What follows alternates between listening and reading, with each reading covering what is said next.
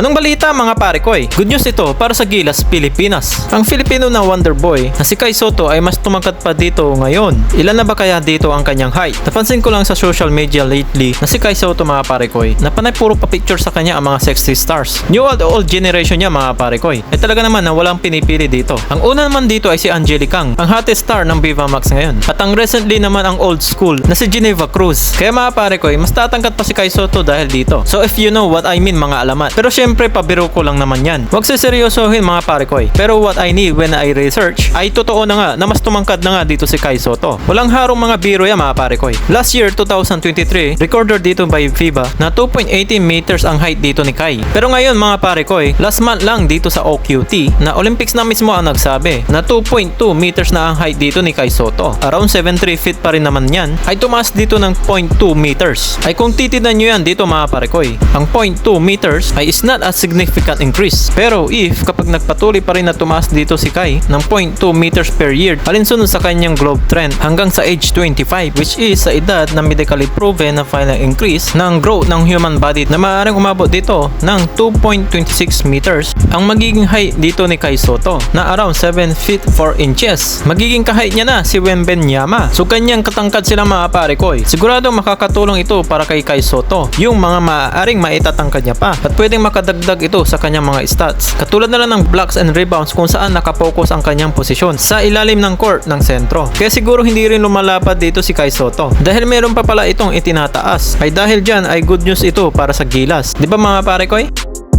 At usapin na naman ulit sa mga matatangkad ang isa pang batang prospect na mas malaki pa kay Kai Sotto o kaya naman kay Wembanyama at hinihintay na rin ito ang kanyang pagpasok sa NBA. Ang kakaiba at ang may talentong batang ito na sentro na si Olivia Rocks na meron nga itong taas ng 7'9" at sa kanyang edad pa lamang na 18 years old at expected na tataas pa ito at sa ngayon ay siya na ang pinakamataas at meron na itong hawak sa world record sa pagiging pinakamataas na teenager sa buong mundo. Aba, ayos yan mga pare ko at tinalo na nga niya ang alin sa mga pinakamataas na NBA player. Katulad nila dito nila Shaquille O'Neal, Victor Wembanyama at Yao Ming. At ayon na nga sa lumabas na balita, ay isa na nga itong ganap na freshman sa Florida. Siya na ngayon ang pinakamataas na college athlete sa history. At inaasahan na nga ito papasok sa NBA 2025 draft class. Kung ito ay ayaw niya pang manatili na sa college. Ang problema nga lang nito ay medyo mabagal pa itong kumilos at mahihina pa ang kanyang mga fundamentals. Kaya suggest ng mga analyst ay kailangan pa niyang manatili ng mga ilang taon sa college basketball. Pero ayon naman sa mga report ay marami ng mga teams ang nag-aabang para dito. At isa na rin dyan ang kupunan ng Los Angeles Lakers na pwede nga nila itong maihasa pagka nakuha na nila ito sa kanilang kupunan. Dahil alam naman natin na malaking big factor ang pagiging matangkad sa NBA. Hindi lang ito katalento ni Victor Wembanyama. Ano kaya ang mga masasabi nyo dito mga pare ko? Pati na rin ang pagtaas dito ni Kai Sotto. Tara pag-usapan natin yan sa comment section sa baba.